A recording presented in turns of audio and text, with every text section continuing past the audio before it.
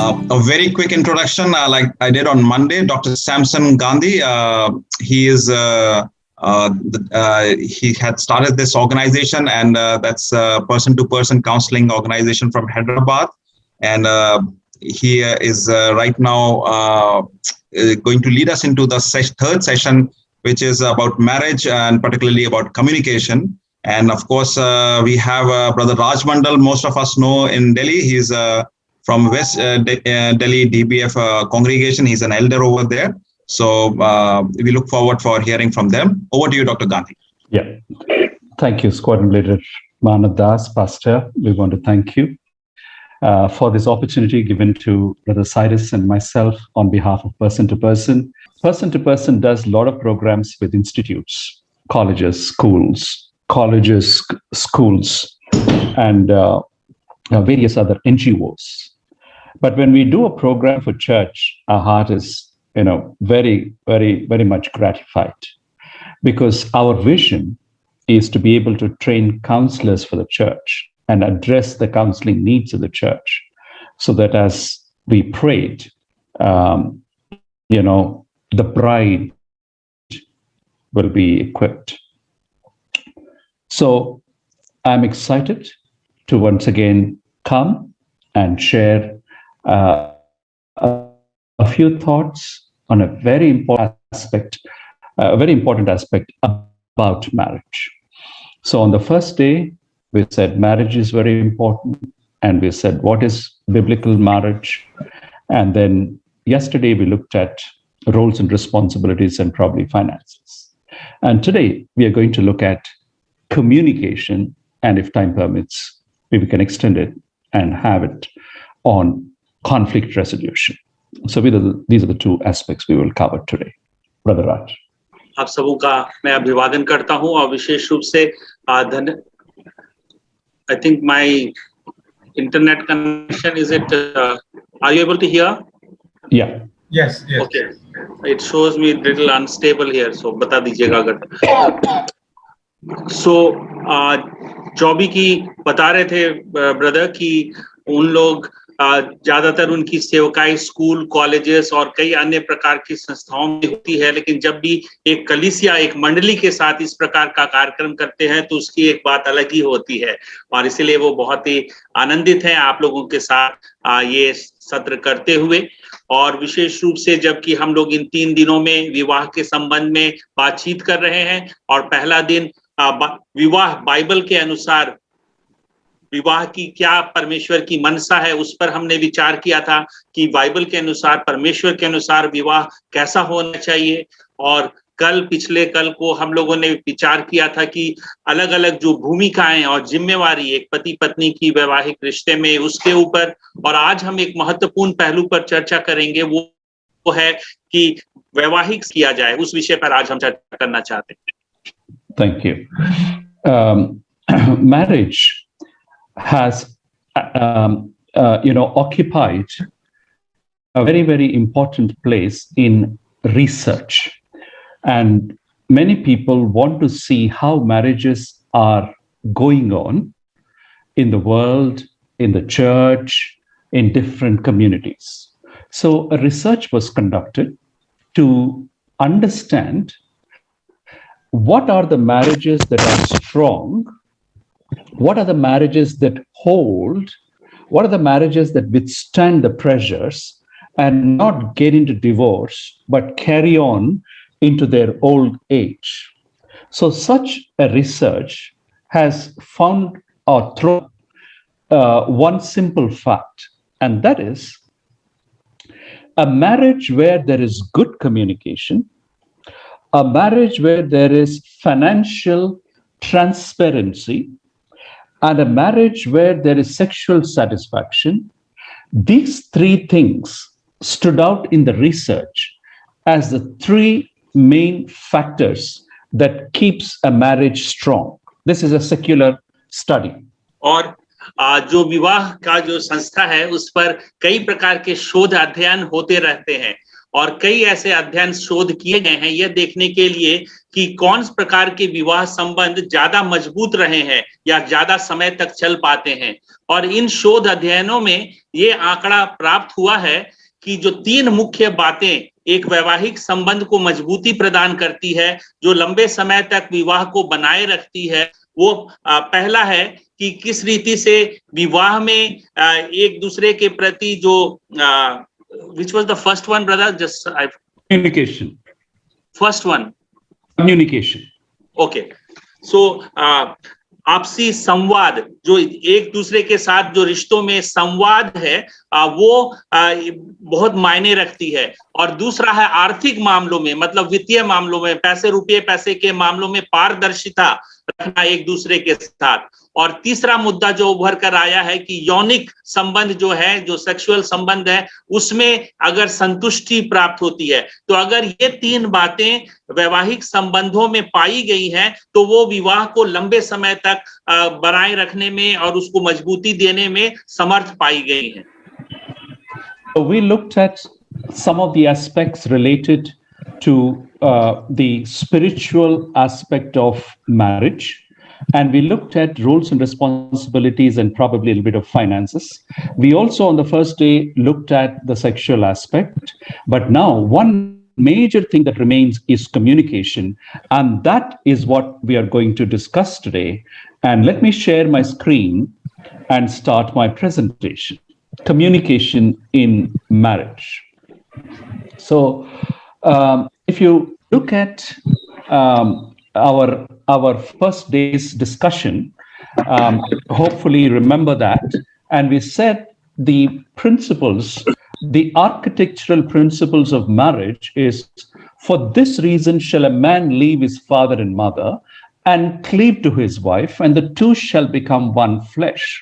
The first one is a spiritual decision. The second one is an emotional one, which has to do with communication.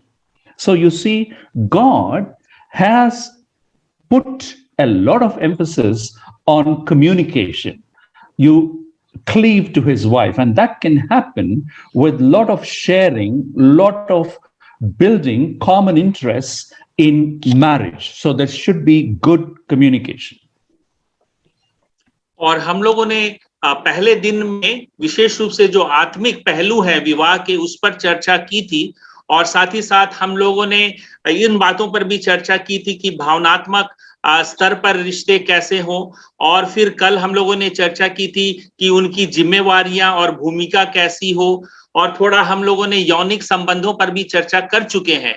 लेकिन आज हम लोग चर्चा करने जा रहे हैं जो महत्वपूर्ण पहलू है संवाद की, जो वैवाहिक संबंधों में किस रीति से आपस का संवाद या बातचीत बनाए रखा जाए, इस विषय पर। क्योंकि जो एक आधारभूत रचना हमने बताई थी विवाह की जो उत्पत्ति से, कि इस कारण पुरुष अपने माता पिता छोड़कर अपनी पत्नी से मिला रहेगा और वे एक ही तन बने रहेंगे। तो ये जो एक ही तन बने रहने में जो एक भावनात्मक पहलू है, उसमें संवाद बहुत ही महत्वपूर्ण अंश है उसका। So when a boy falls in love with a girl, it is said even a pimple looks like a dimple. और जब कोई लड़का किसी लड़की के प्यार में पड़ जाता है तो उस समय बताते हैं कि जो चेहरे पे मुहासे हैं वो भी एक गाल में जो गड्ढे पड़ जाते हैं ना, डिम्पल बोलते हैं, तो वो दिखते हैं। But then if things don't go well after some time, even a dimple looks like a pimple. लेकिन जब मामला नहीं बनता, संबंधों में कुछ दरार आ जाती है, तो जो वो सुंदर दिखने वाले डिंपल भी वो पिंपल दिखने लगते हैं। So one of the reasons why this happens is a communication breakdown. इसका एक प्रमुख कारण है संवाद विवाह में, शादी की। So communication is central, and every person wants to share in a relationship. And if you ask particularly women, and all men will understand, those of us who are married or those of us who are observing others, that women wants to share, pour out their heart, and they want to communicate. और ये महत्वपूर्ण संवाद में ये बात हमें ध्यान रखने की है कि आपस में साझा करना, और विशेष रूप से सब लोग जानते होंगे, विशेष रूप से महिलाएं अपने दिल की बात, जो कुछ भी उनके हृदय में है, उसको किसी दूसरे के साथ साझा करना चाहती है, उसे बताना चाहती है। ये उनके दिल में बहुत ही एक बड़ी जरूरत महसूस होती है। That's why a woman who is working outside or who is not working outside but making a home, whenever the husband comes or whenever there's an opportunity to meet the husband in the evening, the first thing she wants to know is what happened in his life during the day and what happened in her life during the day. She wants to say, and she also wants to know. So a good marriage is where the husband recognizes the desire of a woman to talk and share, and he is a good listener. And if he can also talk, nothing like it. तो इस जरूरत की वजह से जब कोई महिला, भले ही वो बाहर में काम करती हो या घर में गृहिणी हो, दोनों ही मामलों में जब पति अपने काम से घर वापस आता है तो उसके मन में, उसके स्त्री के मन में दिली ख्वाहिश होती है कि वो जानने चाहती है कि पति के साथ आज दिन भर में उसके काम में क्या कुछ हुआ, और वो सुनना चाहती है। और उसी रीति से वो भी चाहती है कि उसका पति भी सुने, वो बतलाए कि उसके साथ आज दिन भर क्या हुआ। और अगर कोई पति इस प्रकार से सुनने को लालायित होता है कि एक अच्छा सुनने वाला व्यक्ति है वो, तो वो उसके लिए बहुत अच्छा होता है। साथ ही साथ अगर वो खुद बोल भी सके क्या उसके साथ हो रहा है, तो और इस जरूरत की पूर्ति करता है, तो ये संवाद की स्थिति को बेहतर बनाता है। The second thing that a wife wants to share with her husband is not only the simple information, but she wants to share the problems and the pain that she experienced during her time, during her day. Therefore, she will talk about how children had created some problem, or the mother-in-law said something, or the boss said something, or the colleagues created some problem, or there was some breakdown of the cooker got spoiled, or whether it was she missed a bus and had to walk a long distance. She has to share the problems. Now, a husband must be very careful to understand. Now, the next one is understanding. When a wife shares, a husband must listen, and also he must also learn to share. But when she shares problems, she is not looking for solutions. She is looking for an understanding of her emotional pain in the problems. So what happened once, my wife came early in our marriage. When my wife came from college, she had a problem at her Polytechnic college, and she shared something. And immediately, like a caring husband, an expert husband, I said, your problem can be solved if you do this, this, this. And you know what she said? She said, who asked you for a solution? Just listen to me. Understand my feelings.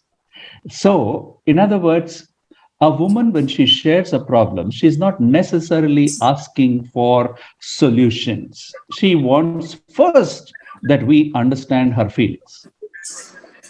और इसलिए हमें एक बात समझने की आवश्यकता है कि जब एक पत्नी अपने पति से साझा कर रही है कुछ बातें, तो वो सिर्फ अच्छी बातें या जो कुछ हुआ वो ही नहीं, उसकी जो उसके साथ कुछ समस्याएं आड़े आई, कुछ भी उसके दिन में कुछ अच्छा नहीं हुआ, कुछ उसके साथ गलत हुआ, तो ये सारी बात वो बताना चाहती है। जैसे कि उसकी सास के साथ कुछ हो गया, या बच्चे आज घर में कुछ समस्या पैदा कर दिए, तो ये सारी बातें वो बतलाना चाहती है। और यहाँ पर ध्यान रखने की आवश्यकता है कि जब वो अपनी बातें, ये समस्याएं इत्यादि साझा कर रही है, तो वो सिर्फ चाहती है कि उसका पति उसे सुने। वो वहां पर समाधान नहीं चाह रही। और ये एक बड़ी समस्या है, जैसा वो बता रहे थे कि मैंने भी किया जब शादी के कुछ आरंभिक वर्षों में, और जब उनकी पत्नी वापस लाई काम से और वो अपने कुछ हुआ था बता रही थी, और मैं एक अच्छे पति उसके प्रति ध्यान करने लगा, बताने लगा कि अगर तुम ऐसा करती तो ये समस्या नहीं आती या इसका समाधान हो जाएगा। तो उसने मुझे बताया, आप कौन है कि मेरी समस्या क्या है उसका समाधान, मैं चाहती हूँ कि आप सिर्फ मुझे सुने। तो ये बहुत ही महत्वपूर्ण बात है, जब कोई स्त्री साझा कर रही है, अपनी समस्या बयां कर रही है, तो हम उसको ध्यान पूर्वक सुने। Now, I shared how a husband must listen to sharing and share his own day and understand a woman's feelings when she shares problems and not give solutions. But now I want to talk to wives. Now, husbands are made differently. Like I said on the first day, if you have a capacity to speak 20,000 words per day, husbands can only speak about 2,000 words a day. So you must keep in mind that they are not wired to speak many words like you do. So even if they speak a few words, feel a little bit satisfied and be patient so that they can speak more. So sharing, you must remember, husbands can speak fewer words, and be patient and listen and let them keep sharing and be satisfied with few words. And when it comes to emotions, you want your husband to understand your emotions. Now, here again, husbands are created differently. Not created, they relate to emotions differently. A research was conducted where they wanted to check whether husbands feel less emotions and why is that a woman feels more emotions. And the research showed that husbands and wives feel the same, but they express differently. They don't express too much. I will share why they don't too much. Whereas a woman, a wife, feels very comfortable sharing emotions. So I would encourage the wives. If your husband finds it difficult to express emotions as much as you do, remember, he is wired differently. And I'll share with you why your husband is not very emotional in a moment. So, जैसा मैंने ये दो बातें आपको बताई, जरूरत की बातों को साझा करने की और पति को जब सुन रहा है तो उसको समझने की। लेकिन अब मैं पत्नियों को बोलना चाहता हूं कि आप लोगों को भी ये समझने की आवश्यकता है कि आप में जो स्त्रियों में बोलने की जो सामर्थ्य है वो काफी अधिक है पुरुषों की तुलना में। अगर आप 20,000 शब्द प्रतिदिन बोल सकते हैं तो उसकी क्षमता सिर्फ 2,000 शब्द की ही है शायद। तो इसीलिए वो जितना आप बोल सकते हैं, शब्दों का इस्तेमाल कर सकते हैं, जो पुरुष हैं वो उतने शब्दों का इस्तेमाल नहीं करते। तो जब वो कम बता रहे हैं या कम बोल रहे हैं तो स्त्रियों को भी आवश्यक होगा कि वो इस बात को समझें कि उनकी बनावट अलग किस्म की है और इसलिए वो थोड़ा भी जो बोल रहे हैं तो उसमें उन्हें संतुष्ट होना चाहिए। और दूसरी बात जो उन्होंने बताई कि उसी भांति जो भावनाओं को व्यक्त करने की जो बात है तो उसमें भी स्त्रियां बेहतर तरीके से अपनी भावनाओं को व्यक्त करती हैं, जिसमें पुरुष उतने भावनाओं को व्यक्त नहीं करते। भावना दोनों को महसूस होती है, लेकिन जो शोध अध्ययन बताता है कि उन भावनाओं को व्यक्त करने के या अभिव्यक्ति की जो क्षमता है वो स्त्रियों में अधिक है पुरुषों के निस्बत। तो इसीलिए जब भावनाएं पुरुष कम व्यक्त करते हैं या कम शब्द बयां करते हैं तो आप लोगों को भी इसे स्वीकारना पड़ेगा और उसी में संतुष्ट होना पड़ेगा। Right. Now, generally what happens is the deepest feelings of a woman are expressed to her husband when she feels hurt or a problem and probably cries. And a husband is most uncomfortable when a wife cries. He immediately says, "Don't cry." Or he will just walk out of the room. He doesn't know how to handle a wife who is crying. Now, why is it that a husband can't express feelings, can't handle a wife who is crying? Whereas what is she longing? She is longing that when she cries, not to say anything, but just to hold her. Not to say anything, but say that, everything will be all right. I'm there for you. I will take care of you. Those kind of words. But a husband is most uncomfortable. He walks out, and because he can't see crime, he can't handle crime. Now, I believe husbands are not able to handle tears because when they were small and growing, what did we tell the boys? What are the mothers and fathers? What did we tell the boys? Boys don't cry. So the boys grew up thinking that boys do not cry, and therefore men have learned to suppress their feelings.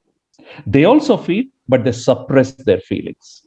Naturally, when they get married, their feelings are suppressed. They have feelings of love, feelings of tenderness, feelings of compassion. All those feelings are there, but they are not trained, conditioned to express those feelings. So they are not able to express. So I want wives to be compassionate towards their husbands, understanding of their husbands. और एक उदाहरण जो मैं बताना चाहता हूं वो ये है कि जब जैसे कि कोई महिला जब अपनी भावनाओं को व्यक्त कर रही है और उसके दिल में बहुत कुछ उमड़ रहा है, तो वो जब उसके रोने लगती है, और जब वो रोने लगती है तो वो पूर्ण रीति से अपनी भावनाओं को व्यक्त कर रही है। लेकिन उस समय क्या होता है, जो एक पति है वो उसको समझ नहीं पाता और उसकी प्रतिक्रिया करना नहीं जानता, और या तो वो कहता है कि मत रो, या वो वहां से बाहर निकल जाता है। और ऐसे में ये क्यों ऐसा होता है, तो इसको आपको भी समझने की आवश्यकता है कि जो भी की पत्नी अपनी भावनाओं को अभिव्यक्ति के लिए रोना बहुत अच्छा समझती है, लेकिन पति चूंकि बचपन से ही उसे सिखाया गया है कि लड़के रोते नहीं, और इसीलिए उसने भी अपने इन भावनाओं को दबा कर रखा है। ऐसा नहीं कि उसे भावनाएं की अभिव्यक्ति नहीं आती है, लेकिन चूंकि वो बचपन से ही ऐसा सुनता आया कि लड़कों को रोना नहीं चाहिए या पुरुष नहीं रोते हैं, तो वो भी अपने रोने के इस अभिव्यक्ति को उसने दबा दिया है, और इस कारण से वो असहज महसूस करता है जब पत्नी उसकी रोने लगती है, वो समझ नहीं पाता। जबकि पत्नी की क्या अपेक्षा होती है, वो सिर्फ चाहती है जब वो इस प्रकार से अभिव्यक्त कर रही है अपनी भावनाओं को, तो वो उसे उसके आलिंगन में ले ले, अपने बाहुपाश में लेकर कहे कि मैं हूं ना, और ये सब ठीक हो जाएगा। तो सिर्फ वो इतना चाहती है, उसके साथ एक प्रकार की स्वीकृति चाहती है, उसको समझना कि वो समझे, वो चाहती है, लेकिन पति इस प्रकार से नहीं कर पाते। तो यहाँ पर पत्नियों को भी जब वो ऐसा नहीं कर पाते तो आपको भी थोड़ा धीरज रखना पड़ेगा। All right. So here, a wife, the husband also, even if he doesn't speak much, he can just be in the room when she is expressing her feelings. All right. So next one, we look at intimacy. Even the simple sharing and understanding can create a deep intimacy. If this sharing and understanding is not there, intimacy does not happen automatically. And when a husband reaches out and wants to have physical intimacy, then a wife feels, I'm not understood, my feelings are not understood, there is no communication. What is this? He just wants sex. That's how she feels. Therefore, sharing and understanding can lead to healthy and good, satisfying intimacy, physical intimacy for both husband and wife. तो यहाँ पर एक बात समझने की आवश्यकता है कि ये जो दो बातें मैंने पहले आपको बताई, आपस में साझा करना और समझना, उसको समझ पाना, और अगर ये दो बातें जब होती हैं तभी रिश्तों में एक सामीप्य या माधुर्य या एक अंतरंगता आती है, एक करीबी महसूस करते हैं एक दूसरे के। और इसीलिए जब ये बातें नहीं होती, जबकि साझा नहीं किया जा रहा, उसको समझा नहीं जा रहा, लेकिन पुरुष सिर्फ अंतरंगता के रूप में, शारीरिक अंतरंगता के रूप में जब अपनी यौन इच्छा जाहिर करता है, तो स्त्री को लगता है कि ये तो मेरी बात समझते नहीं, ये कभी कुछ साझा नहीं करते, लेकिन सिर्फ वो सेक्स चाहते हैं। तो इस प्रकार से वो करीबी की जो रिश्ता आवश्यक है इस प्रकार के यौनिक संबंध स्थापित करने के लिए, वहां पर उसका अभाव होता है। तो इसीलिए बहुत जरूरी है कि अगर हम रिश्तों में अंतरंगता चाहते हैं तो आपस में साझा करना बातचीत के द्वारा और एक दूसरे को समझना, ये बहुत जरूरी है। Right. Thank you. So now let us look at some of the barriers that reduce the communication in husband and wife relationship. What can spoil the communication between husband and wife? And one of them is gender differences. Like I said, they are wired differently, but instead of trying to make the husband think, feel, and behave like the wife, and the husband wanting the wife to think, behave, and feel like the husband, we must celebrate the differences. So we must accept the way God has created both husband and wife differently, and it must not become a barrier. Second, we must look at the differences between husband and wife as complementing each other, and they become a whole. All right? They become a whole. So, for example, the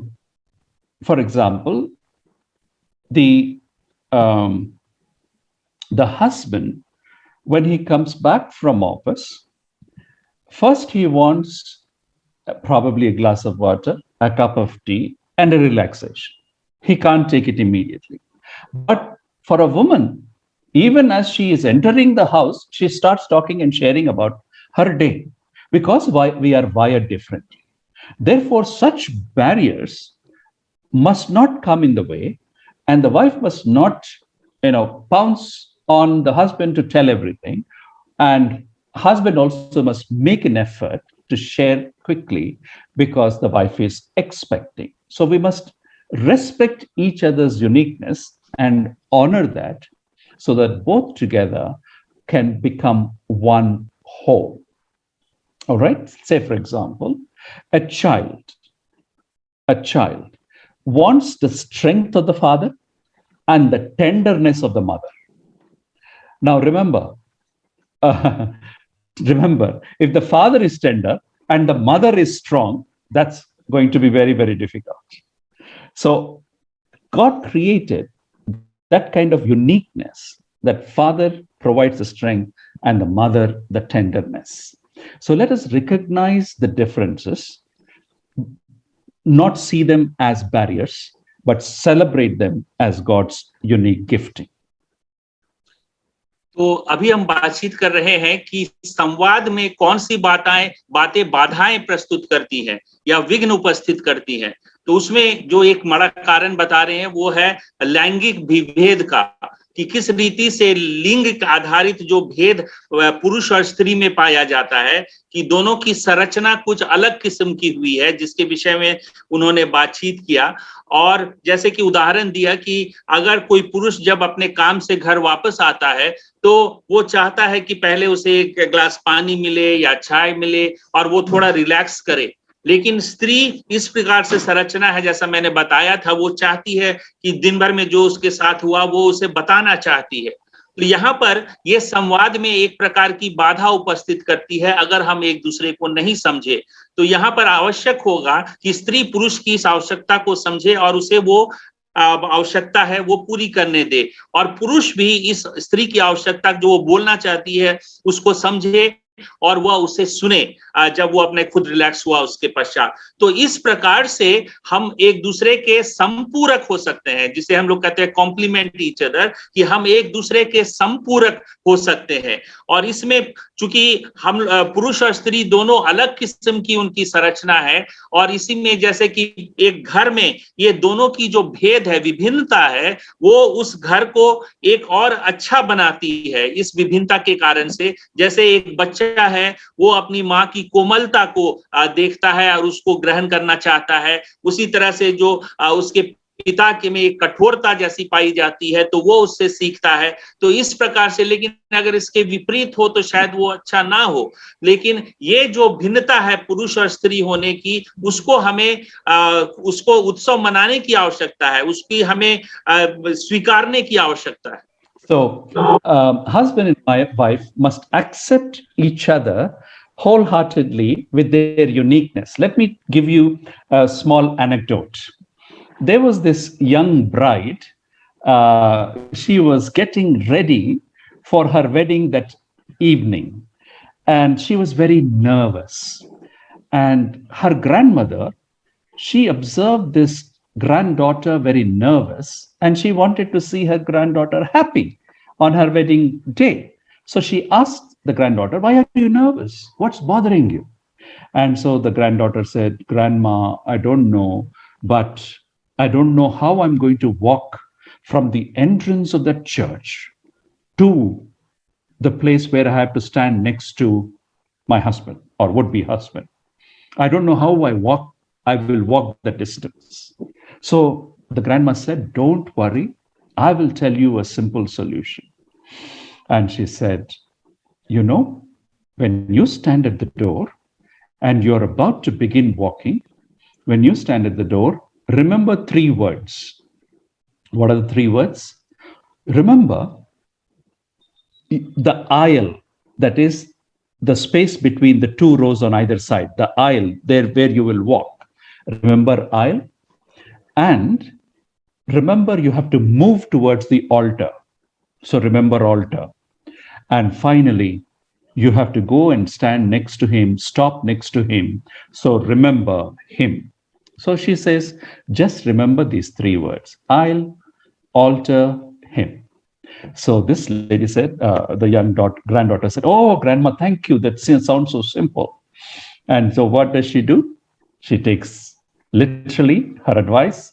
And as she about to begin her walk from the door towards her husband, she repeats those words as she's beginning to walk. And what is she? Under her breath, she's saying, "I'll alter him. I'll alter him." And all the people who were sitting on the sides of the pews, they heard the girl say, "I'll alter him, I'll alter him." And they said, "What is this?" Even before marriage, she's saying that she's going to change her husband. She's going to alter her husband because they didn't know what is the story. So, this is a humorous way to understand that we should not try to alter each other, but celebrate each other's uniqueness.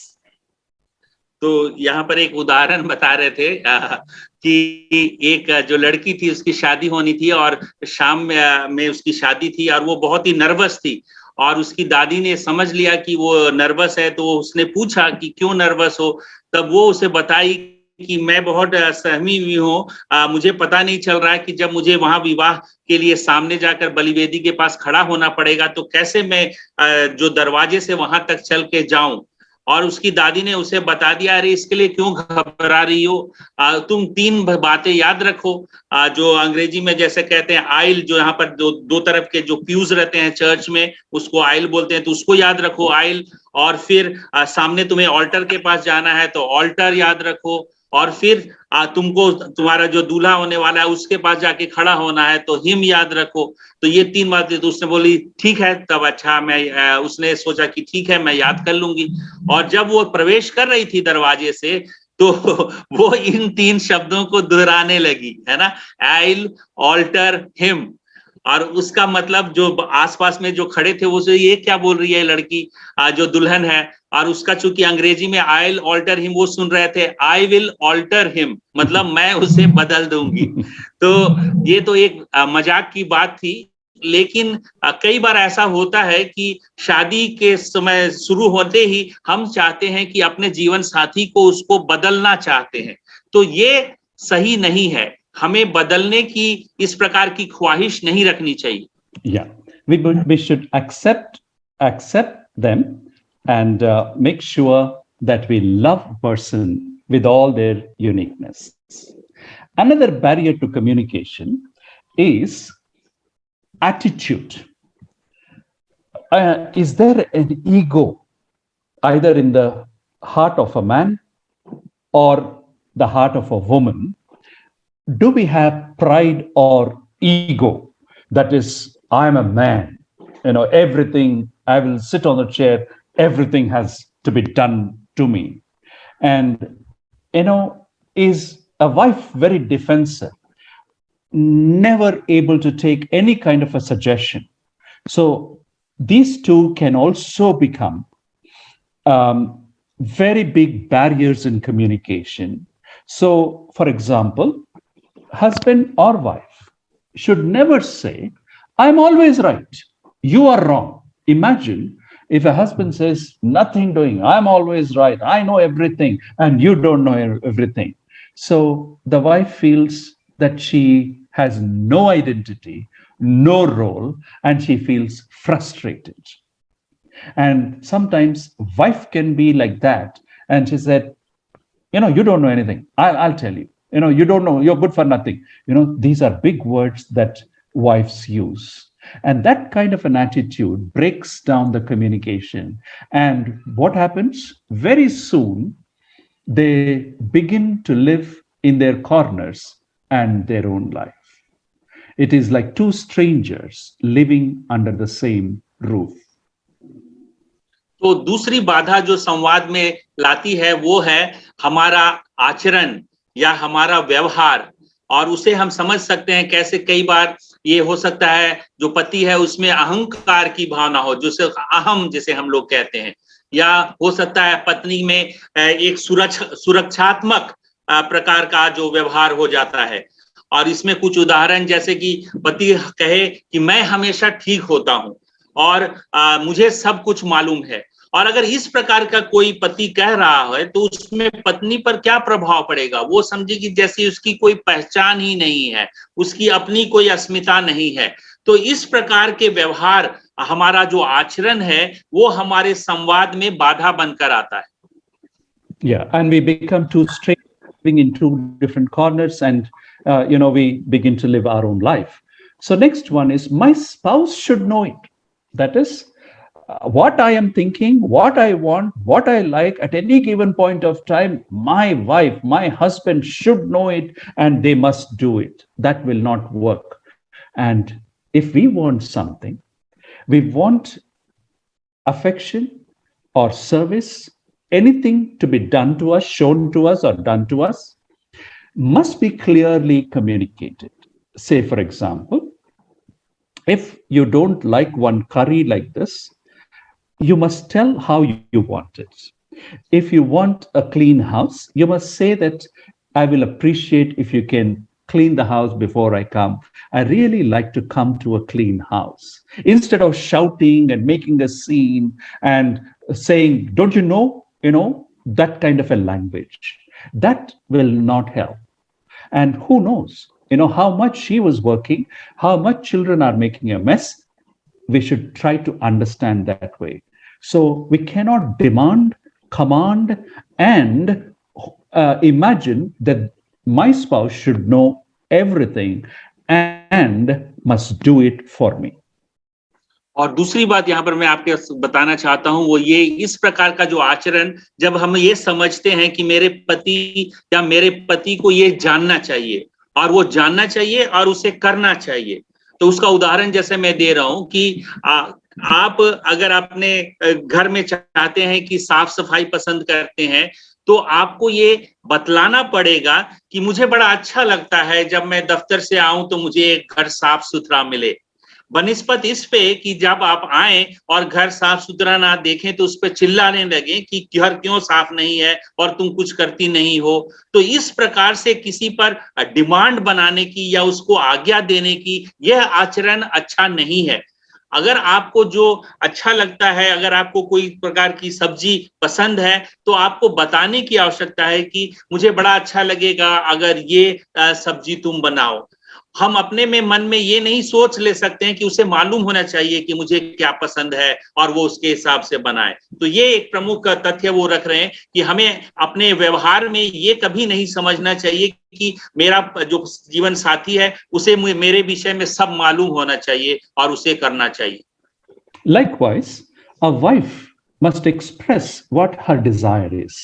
If she wants to be taken out, if she wants to go to be taken for shopping, if she wants to go to her mother's place, if she wants to just, have some rest, if she wants to meet friends, she must express and not imagine, see, my husband, he doesn't care whether I want anything from the shop or not, whether I have to buy anything or not, whether how long it has been since I went to my mother's place. He doesn't think at all. He doesn't know anything that is going on in my life.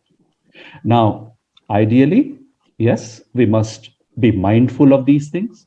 But if a husband or a wife is not mindful, gently, but very, very softly, but surely, express your needs so that the other spouse knows what you need.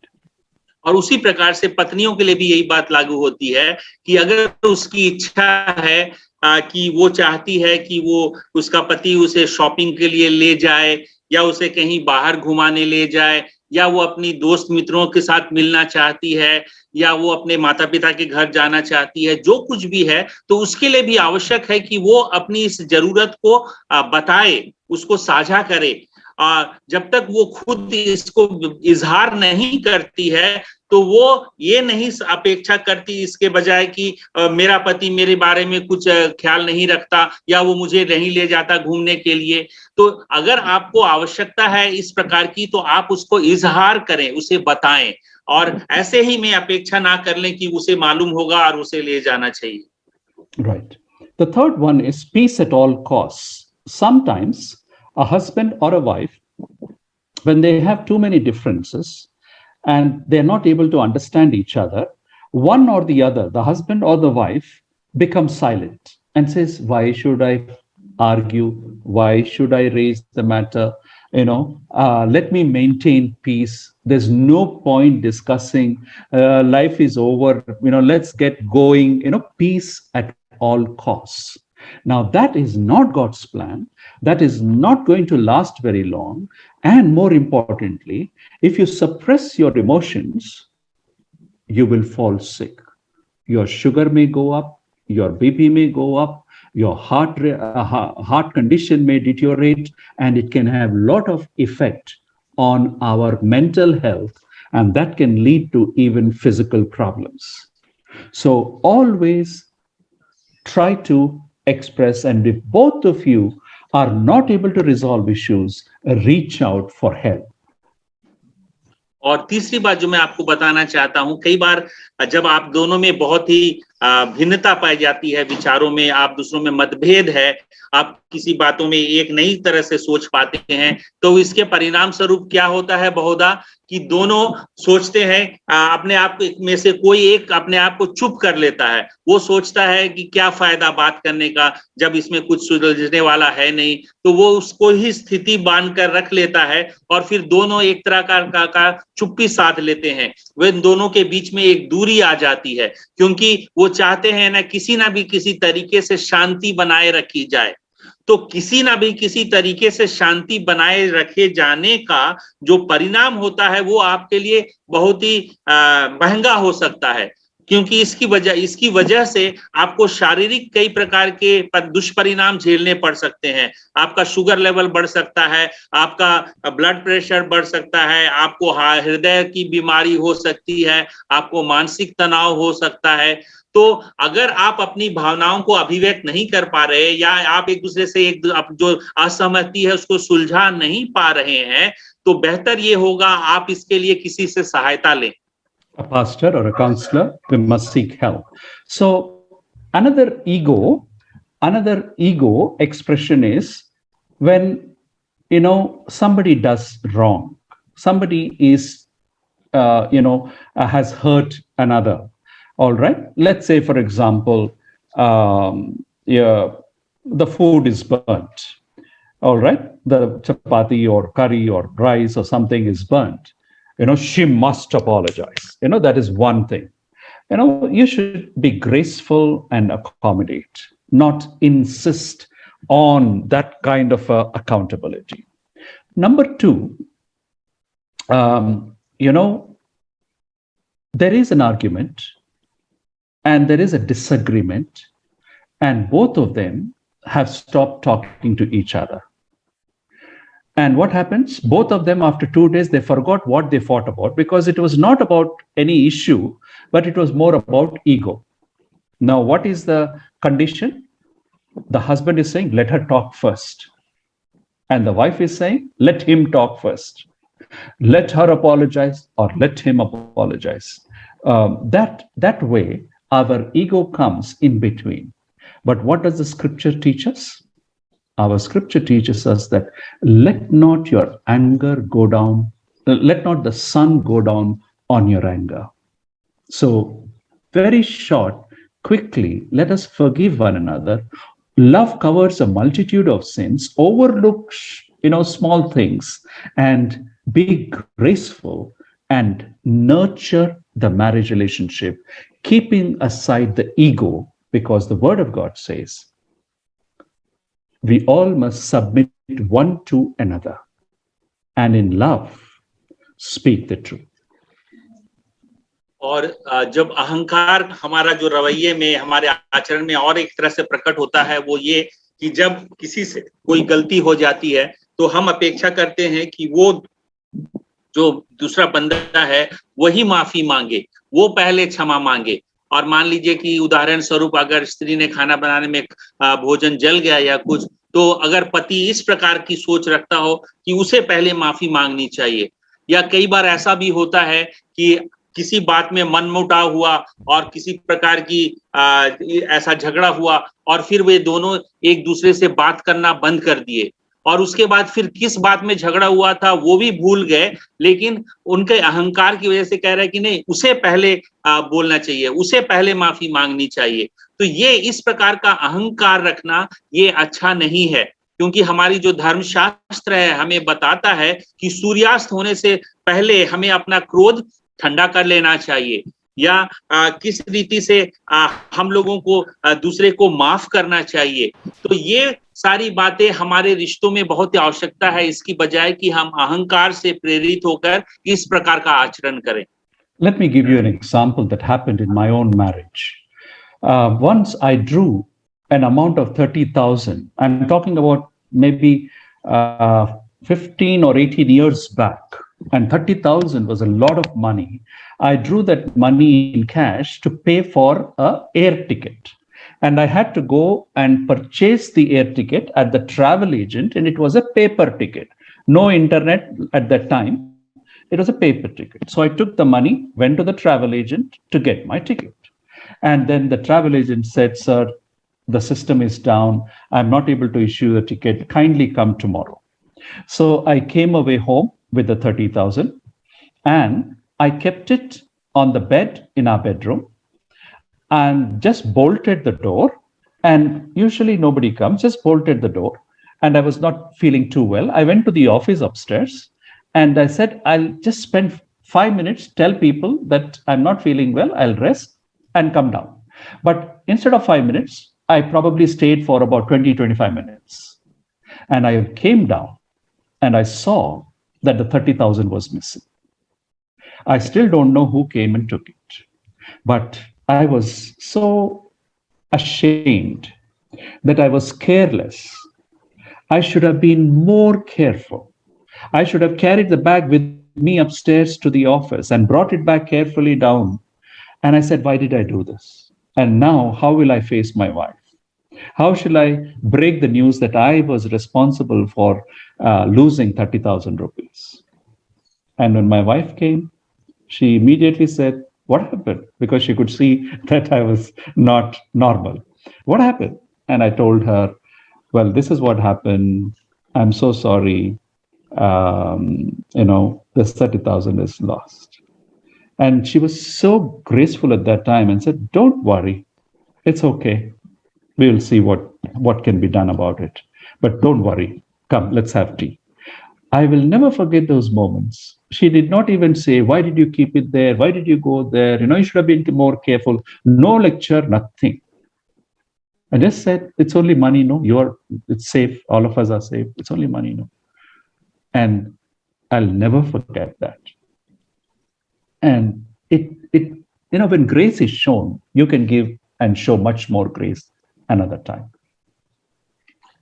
तो एक बात और उदाहरण दे रहे थे कि किस रीति से एक दूसरे के प्रति अनुग्रह दिखाने की, अनुग्रह का भाव दर्शाने की, और वो अपना एक उदाहरण दे रहे थे 15-18 साल पहले की एक वाकया हुआ, जबकि वो उस समय इंटरनेट वगैरह नहीं था, वो प्लेन का टिकट लेने के लिए वो बैंक से 30,000 रुपया कैश में विड्रॉ किए थे और कटाने के लिए गए थे ट्रेवल एजेंट के पास, लेकिन उस दिन सिस्टम डाउन था और टिकट नहीं हो पाया था और वो पैसा लेके घर वापस आ गए थे और वो पैसा बैग में ही था और वो थोड़ा अच्छा महसूस नहीं कर रहे थे, तो वो वही बैग में रख के अपने कमरे में वो ऊपर ऑफिस में चले गए थे और लौटने में थोड़ी देर हो गई और जब आए तो वो पैसा वहां नहीं था। अब वो कितने चिंता में आ गए कि अब वो बात अपनी पत्नी को कैसे बताएंगे, इतना 30,000 रुपया उस समय के लिए बहुत था और वो बहुत इसके लिए बहुत ही अपने आप में असहज महसूस कर रहे थे। लेकिन जब उसकी पत्नी आई और उन्होंने समझ गया कि कुछ गड़बड़ है, तो उन्होंने पूछा कि क्या बात है, क्या मामला है, तब मैंने उन्हें बता दिया कि ऐसा हो गया है और मैं कितना बुरा महसूस कर रहा था। और उनकी पत्नी ने कहा कोई बात नहीं, उसने कुछ भी ये भी सवाल नहीं किया कि क्यों ऐसा किया या तुमने सावधानी नहीं बरती या कोई अन्य प्रकार का कोई लेक्चर उन्हें नहीं पिलाया। तो वो बता रहे हैं कि वो जो इस प्रकार से उसने अनुग्रह दिखाया और बोले कि कोई बात नहीं, आप तो सुरक्षित है ना, पैसा की कोई बात नहीं, वो हो जाएगा और हम लोग देख लेंगे, चलिए चाय पीते हैं। तो वो बोल रहे हैं कि वो मैं कभी भूल नहीं पाया इस प्रकार से। तो हम लोगों को इस प्रकार से एक दूसरे के प्रति अनुग्रह दर्शाने की आवश्यकता है। And ego must not come in between. Finally, the last one is time will change everything. Time will not change everything. There is a beautiful quotation which says, weeds grow, but rice is cultivated. Weeds grow, but rice is cultivated. So when we see some flaws in ourselves, we must seek God's grace for correction. Let's say, for example, if me as a husband or my wife, if any one of us have a problem of anger, and we should not think, oh, time will change. If I'm not able to overcome anger, I must seek help and not have this ego, nothing is wrong with me. Nothing is wrong with me. So therefore, never have ego. When you see something that is wrong in you, has to be corrected. It could be anger, it could be some sexual dysfunction, it could be addiction, maybe a cigarette, or maybe drinks, or maybe gambling, or any kind of an addiction,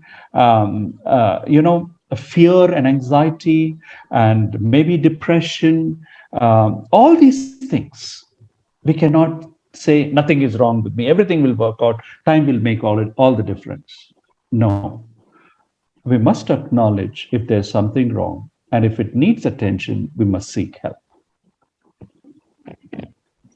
और अंतिम बात जो इस क्षेत्र में बताना चाहता हूं अहंकार के संबंध में, कि इस प्रकार का आचरण करना कि समय के सब ठीक हो जाएगा, समय से सब ठीक हो जाएगा।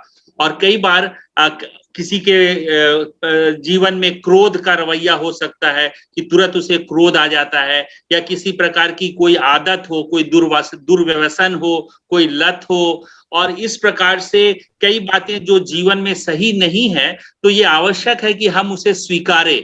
वो समय से अपने आप ठीक नहीं हो जाएगा। तो अगर इस प्रकार की कोई गलत समस्या हमारे जीवन में है, तो हमें उसे स्वीकारने की आवश्यकता है और उसको ठीक करने की जरूरत है। और इस प्रकार का रवैया रखना कि समय अपने आप सब ठीक कर देगा, ये उचित नहीं है। Another thing is personal conditions. Sometimes physical and mental fatigue might become a barrier to communication. But if it is for a day or two, it is all right. But if it is happening for a long, must show ourselves to doctor and check whether any vitamins are necessary, some diet is necessary, or sugar has gone up. Why am I dead like this? Why am I not able to communicate properly? Why am I not able?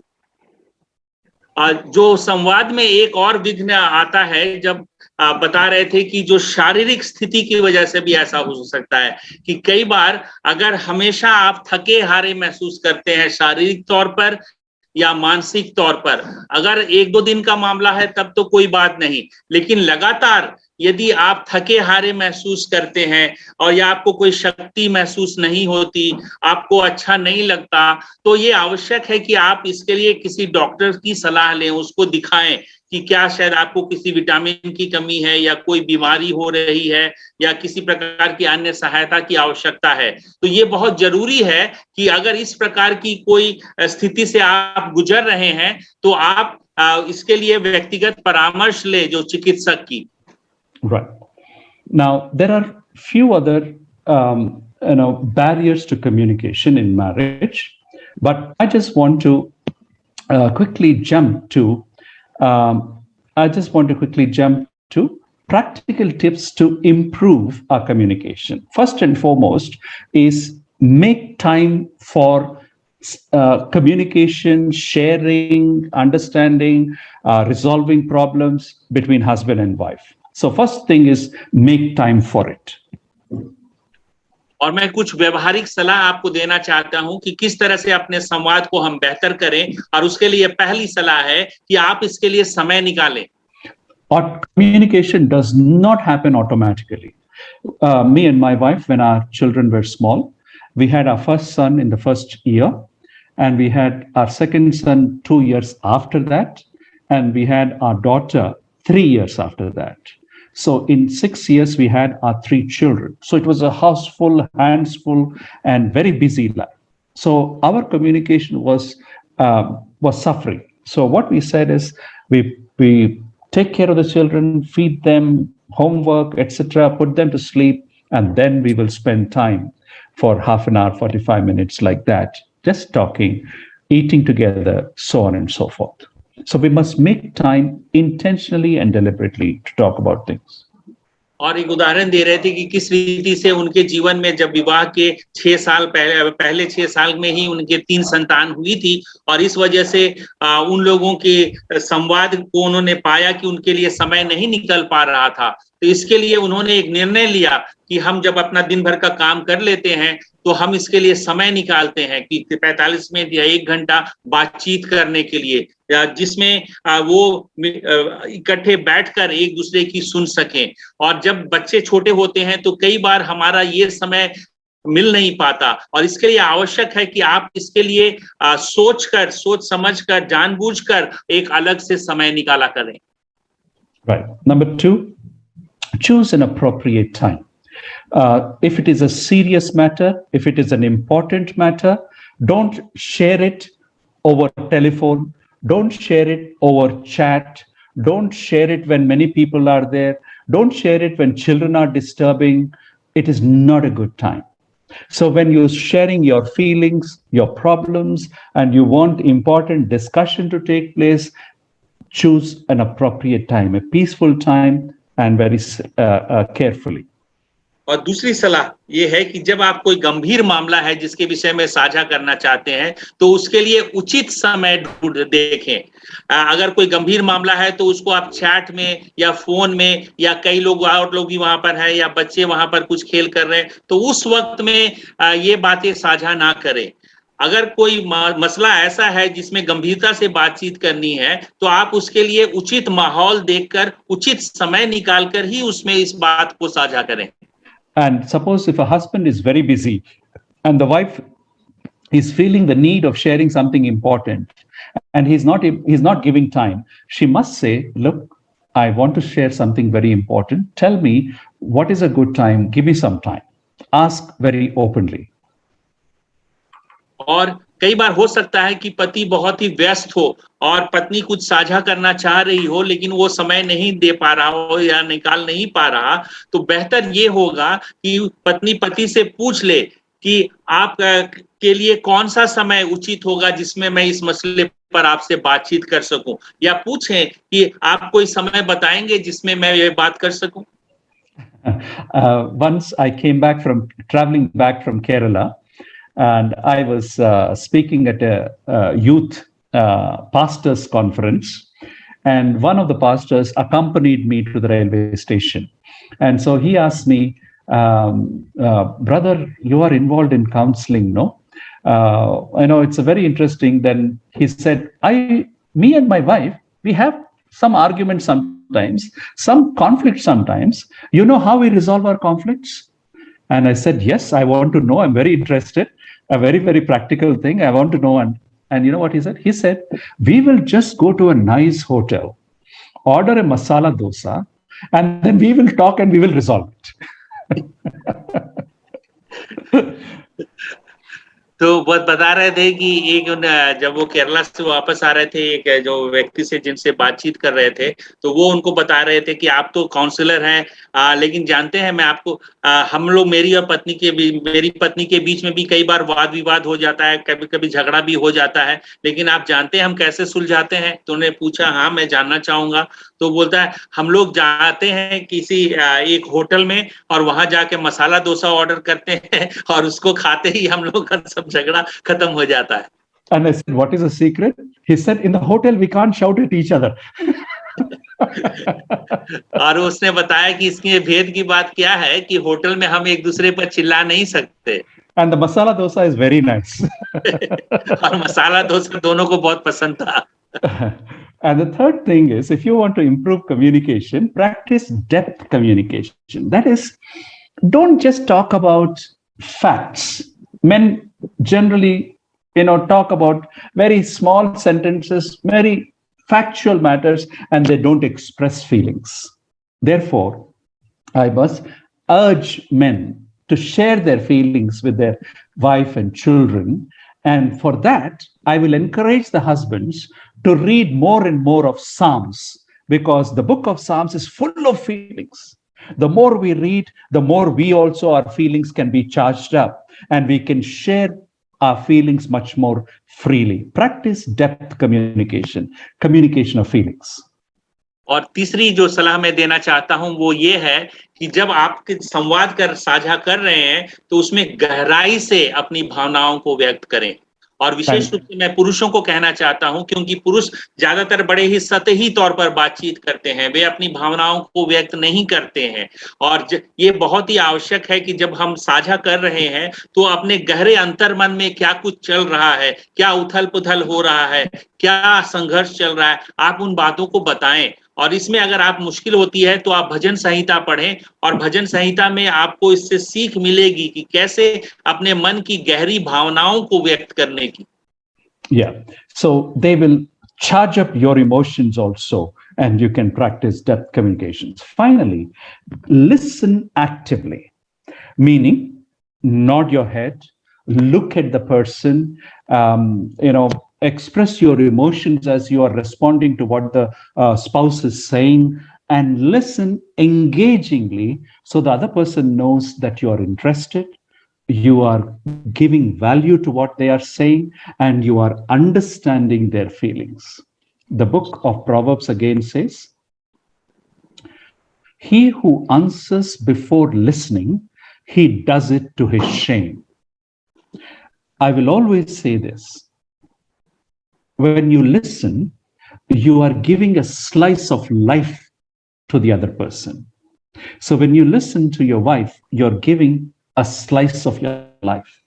So listen attentively, with emotion, with the body language oriented towards the other person.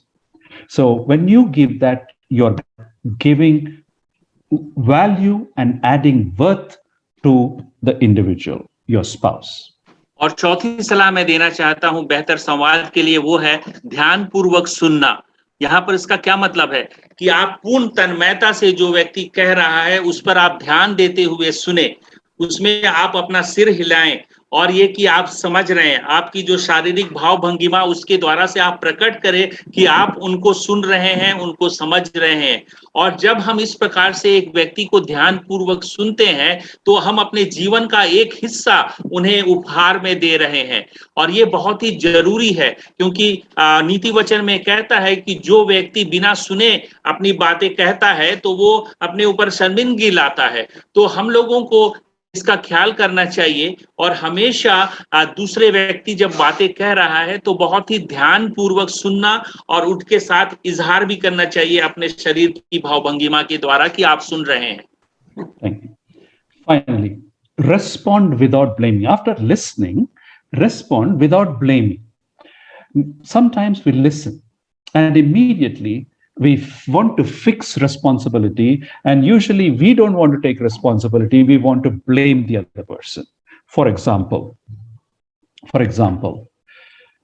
let's say the husband has forgotten that it is the wedding anniversary and the wife is waiting.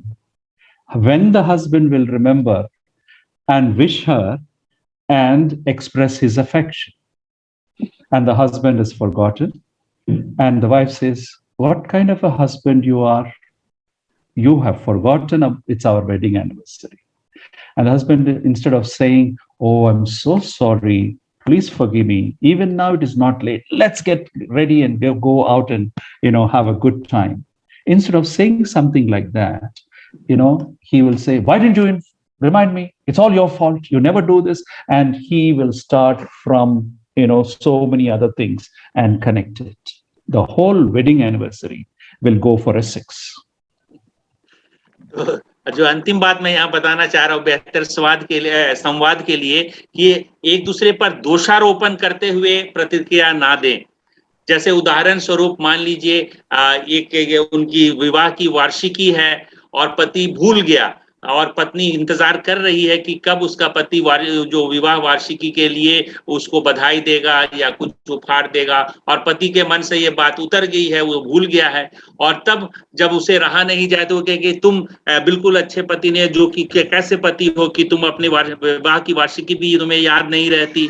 और इसके जवाब में अगर पति को यदि वो कह सकता है, ओहो मैं बहुत ही माफी चाहूंगा, मुझसे भूल हो गई और चलो कहीं पर हम लोग चलते हैं, इस प्रकार से, इसकी बजाय वो कहता है कि ये तुम्हारी गलती है, तुमने मुझे क्यों याद नहीं दिलाया, और इस प्रकार से एक आपस में झगड़ा फिर से बढ़ जाता है। तो इसीलिए मैं कह रहा हूं कि जब हम अपनी प्रतिक्रिया जाहिर भी करते हैं तो उसमें बिना दोषारोपण किए हमें बात करनी चाहिए, एक दूसरे पर दोष नहीं लगाना चाहिए। And further, avoid being critical or nagging. For example, our psychology is such that we are trained to find faults. For example, wife may have prepared a dinner, rice, chapati, rice, sabzi, dal, a non-vegetarian dish, raita, etc. So many things. Now it's possible that everything is good except that raita. So instead of appreciating the nice fluffy rotis, warm steaming rice, and tasty delicious mutton or fish or whatever, and even dal, he would say, everything is all right, but then why this raita is like this? Why did you forget this? Oh, no, you should have done like this, and a big lecture on that. What happened? The whole dinner is gone, because we must separate the good and the helpful. Always focus on the good and celebrate it, and overlook the small things that may bother us. और जो और एक बात मैं बताना चाहता हूं कि हमें आलोचना पूर्ण रवैया नहीं रखना चाहिए कि हम हर बात की कुछ ना कुछ दोष निकालते हुए आलोचना करें। और उदाहरण में बता रहे थे, हो सकता है कि पत्नी ने एक बहुत ही अच्छा डिनर तैयार किया हुआ हो, उसमें चावल, दाल, सब्जी, नॉनवेज, मटन या फिश, ये सारा कुछ बनाया हुआ हो और रायता भी हो, और पति जब वो खा रहा है तो इतनी सारी चीजों की प्रशंसा करने की बजाय सिर्फ एक चीज रायते में कुछ कमी रह गई तो उसी पे दोष लगाने लगे, आलोचना करने लगे, क्या तुम्हें रायता बनाने नहीं आता या कैसे ऐसा बनाती हो, और इस प्रकार की टीका टिप्पणी करने लगे। तो इससे क्या होगा कि वो सारे डिनर का माहौल ही खराब हो जाएगा। तो इसलिए हम लोगों को इस प्रकार की आलोचनात्मक जो रवैया है उससे बचना चाहिए। And if we don't do that, what will happen? The wife will lose motivation on cooking and things will go back to worse. And very important is, just as wives like appreciation, acknowledgement, recognition, you know what husbands want? Husbands desire and want respect, that they should be first in the life and the estimation of a wife, that they should be respected and spoken to, related to with respect. When close women get together, what is their favorite topic? Sometimes complaining about the husband. Never do that. When you secretly respect, you can openly respect the husband. When you secretly disrespect the husband, you tend to disrespect the husband openly. So we need to be careful to make sure, as wives, respect the husband, because the Bible says that wives must be submissive, respect their decisions, choices, etc. और जैसे कि मैंने बताया कि पत्नी के लिए आवश्यक होता है कि पति उसको स्वीकारे और उसे स्वीकृति प्रदान करे, उसकी प्रशंसा करे, और उसी रीति से पति के मन में भी होता है कि वो उसे सम्मान प्राप्त करना, कि उसे सम्मान मिले। और इसीलिए पत्नियों के लिए भी आवश्यक है, जब उनको इस प्रकार से कहा गया कि पति का सम्मान करने, उनकी अधीनता में रहने का, तो ये एक आवश्यक जरूरत पति की भी होती है कि उसके प्रति सम्मानपूर्वक रवैया अपनाया जाए। कई बार ऐसा होता है कि जब स्त्रियां आपस में मिलती हो तो शायद वो अपनी पति की नुक्ताचीनी करें या उनकी आलोचना करें। तो वो बता रहे थे कि अगर हम अपने अंदर मन में पति का सम्मान नहीं करते तो हम सार्वजनिक तौर पर भी उसके सम्मान शायद प्रदर्शित नहीं करेंगे, लेकिन अगर हम अपने अंतर मन में अपने पति को सम्मान करते हैं तो हम सार्वजनिक तौर पर भी उसको सम्मान दर्शाएंगे। तो इसीलिए एक दूसरे के प्रति इस प्रकार का सम्मानपूर्वक रवैया अपनाना ये बहुत ही आवश्यक है। Right. And husbands and wives, particularly husbands, must be affirmative and supportive. Appreciate at any given time, any small thing or a big thing, appreciate one another. और दोनों के लिए ये मैं बता रहा हूं कि पति और पत्नी दोनों को एक दूसरे के प्रति समर्थन जताना और उनको प्रशंसा करना ये जरूरी है, और इसीलिए हम लोगों को हमेशा इस प्रकार से एक दूसरे को समर्थन जताना चाहिए और अपनी स्वीकृति जाहिर करनी चाहिए। And don't jump to conclusions. Say, for example, husband has come a little late. Don't jump to conclusions. What has he gone up to? Did he go to his parents' place? Or did he go this place or that place? Don't jump to conclusions. But gently ask, I hope everything is all right. You're late. I hope nothing, happened on the way. Please come, have a cup of tea. So don't jump to conclusions. Let the person know what's going on. और अगली बात जो मैं बताना चाहता हूं कि अपने मन में अपने से निर्णय ना बना लें किसी बात के प्रति। मान लीजिए पति अगर देर से लौटा हो घर, तो ये मत समझ लीजिए कि वो पता नहीं कहाँ चला गया था, कहाँ घूम रहा था या कहाँ क्या कर रहा था। लेकिन जब वो आए तो आप उससे ये पूछते हैं, आशा करते हो कि सब आपके साथ सही है, कुछ गलत तो नहीं हुआ। तो इस प्रकार से अपने मन में आप कुछ निर्णय अपने मन से ना बना लें, बल्कि उसको समय दें ताकि वो खुद बता सके कि क्या हुआ। Yeah. And another thing is, keep family matters confidential. Do not talk ill either about your wife or husband. Do not share challenges in marriage to everyone. Do not before you take them to prayer, before you have private conversation to resolve it, before you go to a pastor or a man of God or a woman of God to talk about them and seek help, don't talk publicly. Keep them confidential. और एक बात जो आपको बताना चाहता हूं कि जो घरेलू मसले हैं उसे आप गोपनीयता उसकी बनाए रखें, उसको सार्वजनिक तौर पर प्रार्थना विषय के रूप में या एक दूसरे के साथ साझा ना करें, क्योंकि जो आपके बीच का घरेलू मामला है उसको उसकी गोपनीयता बनाई रखना जरूरी है। जब तक कि आप ये मामला आपको अपने किसी सलाहकार के पास या परामर्शदाता के पास जाकर बताने के, तो वो अलग बात है। So I want you to consider these and very practical steps in terms of communication. Tell me if you have any challenges that you are seeing. How can this be done? How can that be done?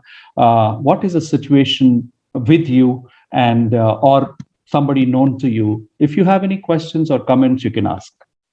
तो मैं बहुत ही व्यावहारिक तौर पर कुछ सलाह आपके लिए प्रस्तुत कर रहा था कि हमारे आपसी संवाद को हम लोग किस तरह से बेहतर बना सकते हैं। यदि आपके मन में कोई शंका या सवाल है तो आप पूछ सकते हैं। Excellent and practical presentation. Thank you very much, Brother Sam. Really appreciate it. Thank you, sir. Kindly send me some questions to me or to Jason. We can put them up, or you can put the questions in the chat box. Yeah, there is one question, and others can post. I will just respond to one that Ankit Singh has posted in public, to everyone. And he says, Uncle, you mentioned if husband is tender and wife possesses strength, then there is an issue. Can you please shed more light in that? Let me clarify further on this matter. You know, the way God created man, his dominant feature is strength, firmness, determination, leadership, decisiveness. These are the different qualities of a man. A woman is tender, emotional, helpful, nurturing, so on and so forth. This is a typical way God has created. I am not saying that a man cannot be tender, but his tenderness is 20%. But his strength, determination, leadership, strength, and all that is 80%. But for a woman, probably tenderness is 60%. She's much more emotionally strong, and she's much more caring, nurturing, 40%. Now, if this is it, this is a natural model that God has given to father and mother. But if a mother becomes aggressive and the father becomes a lamb, children, it's not only an imperfect model, but children get a wrong model for their marriage. Imagine a daughter from that kind of a family where the mother is dominant, aggressive, and other things. She thinks in her marriage also she can be like that.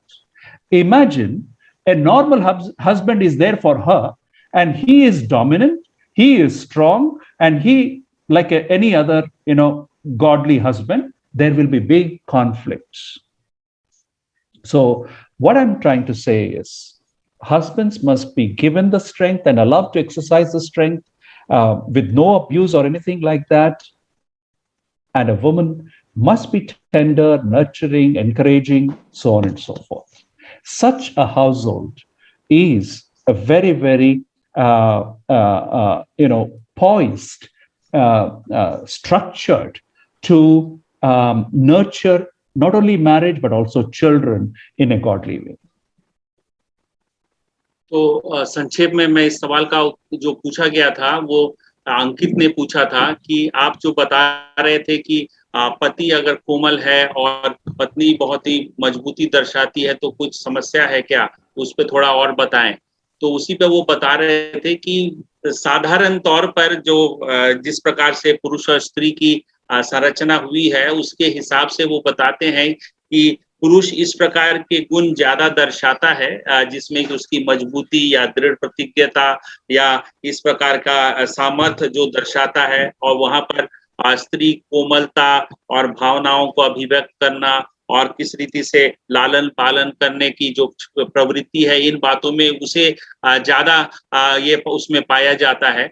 तो अगर ये बातें अगर वैसी ना हो और अगर कोई स्त्री ही ज्यादा इस प्रकार से जो वहां पर प्रभुता चला रही हो और पति वहां पर कुछ अपनी सामत नहीं दर्शा पा रहा हो, तो इस प्रकार के जब नमूने होते हैं घर में, तो उनके बच्चों के बीच में भी इसी प्रकार का प्रभाव हो सकता है और उस वजह से वो अपने भावी परिवारों में भी उस प्रकार का व्यवहार करेंगे। तो इसी लिए मैं ये बातें कह रहा था कि साधारणतया इस प्रकार से होता है। ये मैं नहीं कह रहा कि पुरुषों में कोमलता नहीं पाई जाती या स्त्रियों में शक्ति दर्शन नहीं होता, लेकिन उसमें मात्रा का अनुपात में भिन्नता होती है, ये कह रहे हैं। There is a Spanish proverb, Brother Raj, you will also like this. There is a Spanish proverb which goes like this: "Woe unto the house where a hen crows and the cock keeps quiet." तो वो Spanish में एक मुहावरा है, बता रहे थे कि उस घर का में है जहां पर की जो मुर्गी है वो तो बांग दे रही है, लेकिन जो मुर्गा है वो बांगता नहीं है, वो कह रहे। ये स्पेनिश में एक मुहावरा है। All right. There is another one, and a very good one, and a very practical, very sincerely asked. Diksha is asking, how should a wife respond if a husband never listens to her needs and desires, but instead only trusts his pastors to resolve their issues? So much so that the wife has to rely upon the pastor and go to him to understand the issue and explain the things to the husband. So, in other words, I believe that husband and wife are not able to express their problems to each other, but wife maybe, but the husband, instead of talking, listening, and understanding the problems the wife has, and probably instead of sharing his own problems, his own feelings, his own thoughts with his wife, he is going to the pastor and explaining everything that is happening in the marriage to the pastor. Okay, whatever it is, he's gone there. Now, I believe what is important here is that pastor must help them and say, look, I will help you to talk to each other. I will help you to understand each other, but I will not continue to be the mediator. And he should not encourage the husband to continue to share the problems only with him, but encourage him to share it with the wife and the wife to understand. And if there is any difficulty why the husband is not wanting to share the problems with the wife, then that also the pastor must help the husband. तो एक सवाल पूछा गया था कि क्या किया जाए जहां पर कोई पत्नी की जो जरूरतें हैं उसको पति बिल्कुल सुनता नहीं और उसकी जो भी आवश्यकताएं या लालसाएं हैं उसके प्रति वो जरा भी जवाबदेही नहीं दर्शाता, लेकिन वो सिर्फ अपने पास्टर के पास ही अपने बीच की समस्या के समाधान के लिए चला जाता है, और पत्नी को भी अपने पास्टर के पास ही जाना पड़ता है पूछने के लिए कि क्या बात हुई या क्या समस्याएं हैं। तो उसके उत्तर में वो ये बता रहे थे, यहाँ पर साफ नजर आता है कि पति और पत्नी के बीच में संवाद सही नहीं है और इस वजह से ये समस्या आ रही है। और यहाँ पर बहुत ही आवश्यक है कि यहाँ पर समझना कि पति निश्चित रूप से अपने बातों को पत्नी के सामने नहीं रख पा रहा या उसकी बातों को सुन नहीं रहा, तो इस यहाँ पर पास्टर की जवाबदेही बनती है कि वो साफ साफ बता दे पति को कि मैं आप दोनों की सहायता करना चाहता हूं, लेकिन इसमें इसलिए कि आप लोग एक दूसरे से बातचीत कर सके, इसके बजाय कि मैं आप दोनों के बीच एक माध्यम बनूं बातचीत का। तो यहाँ पर पास्टर की जिम्मेवारी बनेगी कि वो सहायता करे कि वे दोनों किस रीति से एक दूसरे से बातचीत कर सके, अपनी बातों को एक दूसरे के सामने रख सके, बजाय इसके कि पास्टर की शरण ली जाए इसके लिए। Thank you. Another one posted publicly is, among other challenges, with a family separated by distance for longer period, how should communication and sharing be modeled between husband and wife? I'm assuming that probably the husband and wife, due to reasons of job or COVID, they are now living in two different countries, because states you can now travel, two different countries. So how should the communication happen between these two people? Let me say this. I'm an idealist. The ideal is that, if God should guide you, and if finances is something that you can adjust and you can find a job alternatively, as soon as possible, husband and wife must live together as soon as possible. Okay, that is your decision, how you want to do it. That is the ideal, that is God's design, and we should not remain far away from each other for too long. Now, while we are separated, we can use every medium. Now, praise God, we have videos also very easily. So whether it is chat, WhatsApp, whether it is texting, whether it is video, whether it is letters, whether it is greeting cards, whether it is sending gifts to one another, everything should be used to convey our feelings and expression. And in fact, since you're not physically present, you must overcompensate by talking as much as possible and writing as much as possible and sharing gifts as much as possible wherever it is feasible.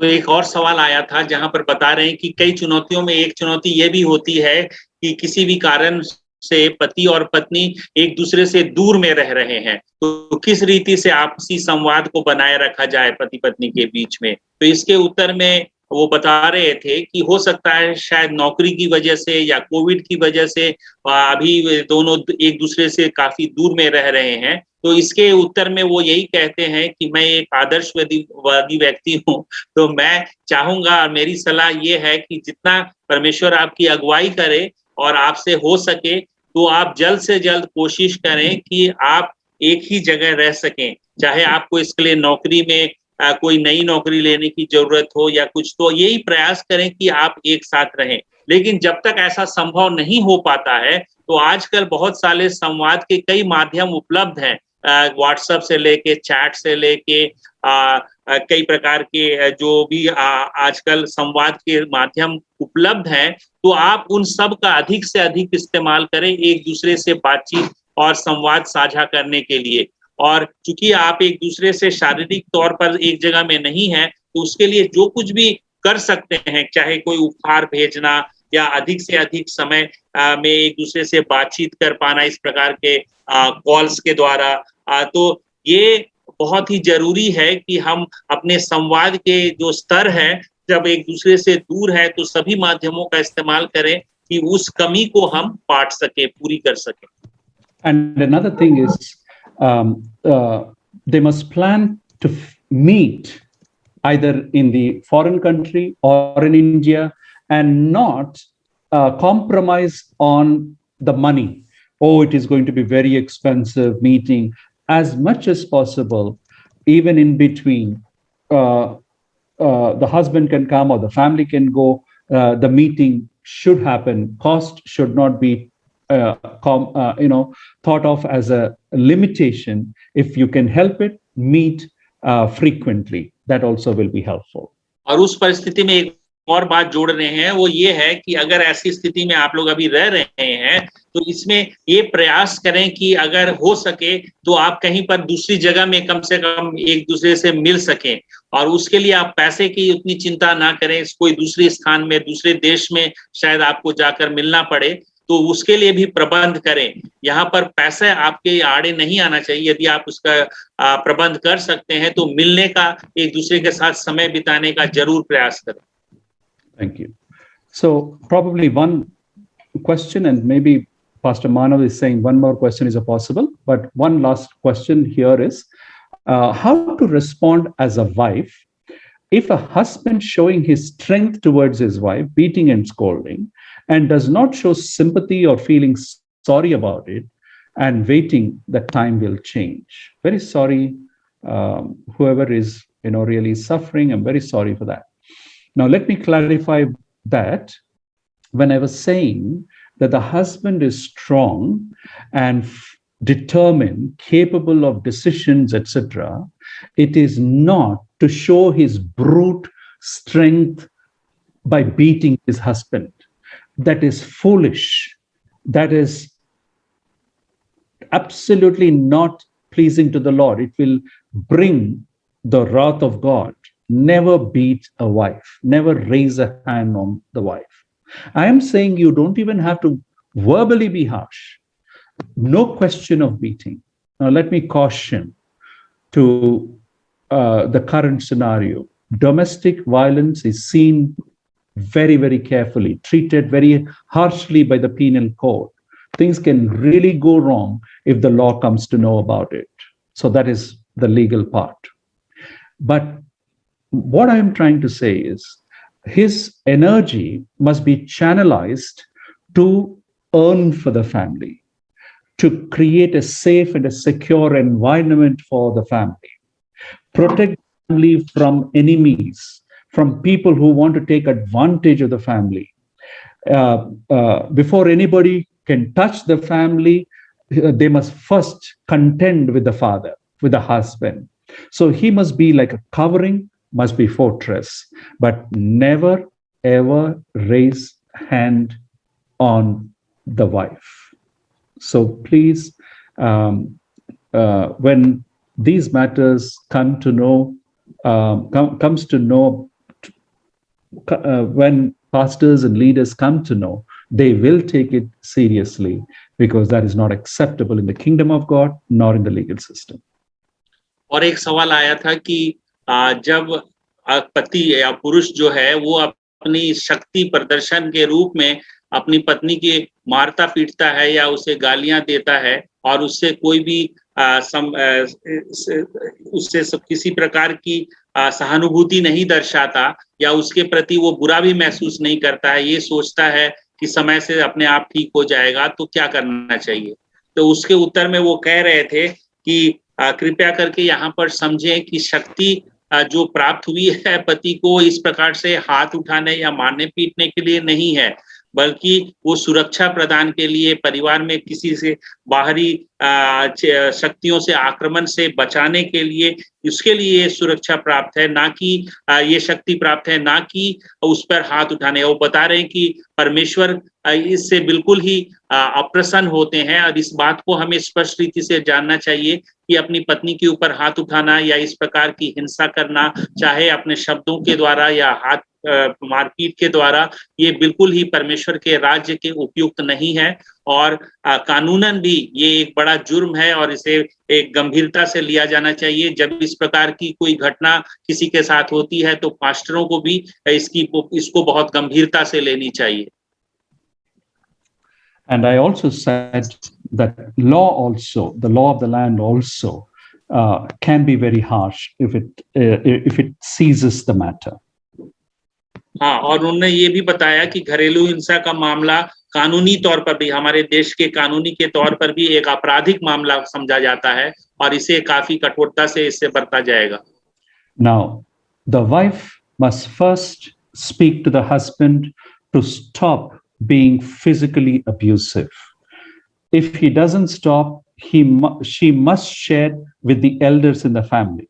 If the elders don't check the husband and prevent him, stop him from beating the wife, she must bring the matter to the pastor, and the pastor must confront the husband and ask him never to do that.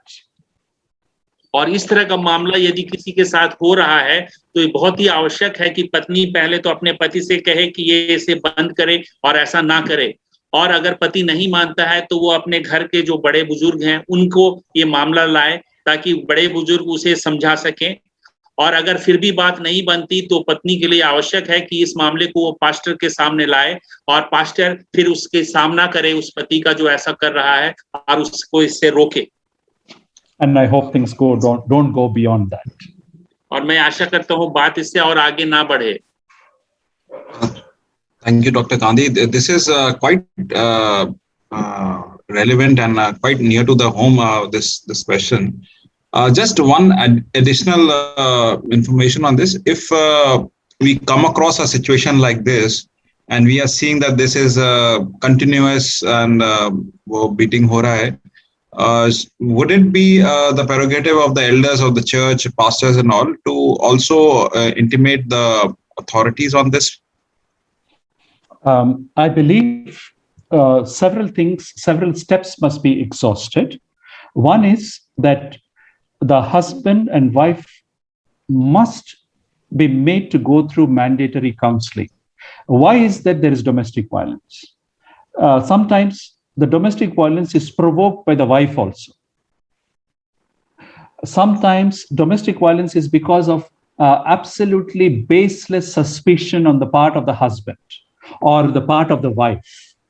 So there is a lot of room for counseling the couple and help them to understand so that the misunderstanding that is there is not leading to domestic violence. That is one of the first steps. The second step is usually when the matter is put out in the public domain, the husband feels bad and may get angry, but he knows that people know, and quite a few times husbands stop beating or it becomes less. The third one is we must let the husband know, if all these steps are exhausted, we must let the husband know, look, it is not like before. The government and the law can take a serious action if it comes to know of it. Today, even neighbors can report to the police, and the police can do that, not only the wife. So police can take cognizance. And of course, they're not so generous to file a complaint immediately, but the law permits that. Now, we must let the husband know, suppose his wife or children or the wife's parents or anybody file a police complaint, what are the repercussions? He could be put in the police station. He could be interrogated in different ways. He could be scolded, and all that can happen. And if the case is booked, and if he has a government job, he could possibly lose that government job. All these repercussions must be told so that he takes these things very carefully and comes out of that. Does that help, Brother Manav? I think that's quite talking about the exhausting all possibilities. Yeah, Yes. Sorry to come in here, Pastor, and just one really small question here regarding this, and then we can close. But what happens, very often in situations like this, what also is a reality is the wife is too afraid to really either report the husband or the repercussions of what happens then. So when do you tell the person to either get out of that environment where she's in physical danger, and what do you typically, how would you approach? Absolutely. Thank you for bringing up that matter.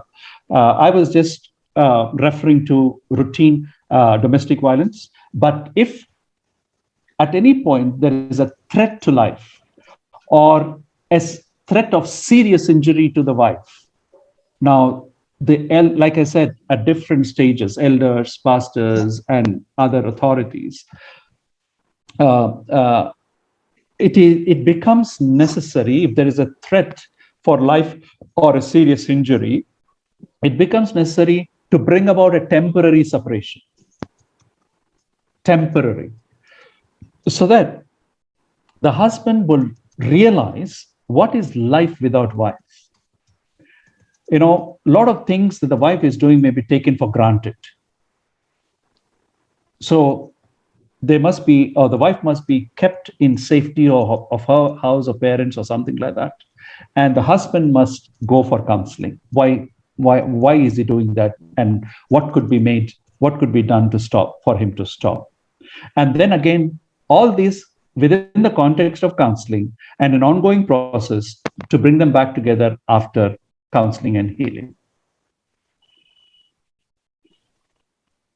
Thank you. Is there a time for translation, or you want to close it? So, Pastor.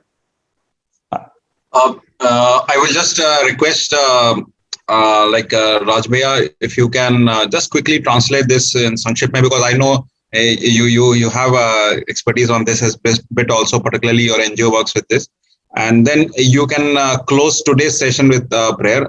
So after that, I'll just do the thanks.